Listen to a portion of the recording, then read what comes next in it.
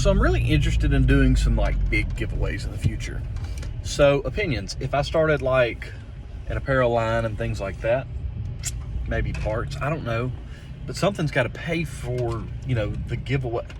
I like giving things away, but I'm not made of money. So, you know, a lot of places do like an apparel line and so many dollars spent on shirts, etc., get you entries to win something. I mean, I'd love to deck out a GX and then give it away, but I need your opinion on that. But anyway, for those of you that watch the content, thank you. For those of you that are here for a Toyota reset, this is the 2016 to 2020 Tacoma oil light maintenance reset. So hang tight. So first things first, this is a push button, so I'm gonna hit my push button twice. I'm gonna hold on my, I'm gonna try and do this while you can.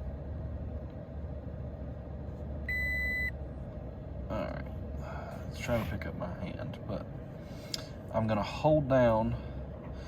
That's when I say trip A, that's what I want. So I'm gonna hold down on trip A, I'm gonna cut the switch off. Then I'm going to cut the switch twice, back to on, and I'm keep holding down on trip A. And you should see those little dots, 1, 2, 3, and 4, and they're gonna go away. Boom, 0. And you have reset your your maintenance. So that's it. Quick and easy to reset your maintenance light. I don't know why it's telling me that check charging system, because the charging system's fine. Whatever.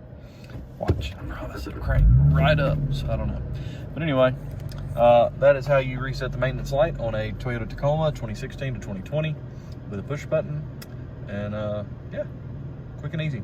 Hope that helps. If you're interested in the giveaways, let me know how that would work out. Like, what would make you make that purchase? Anyway, I don't know. Hit me up.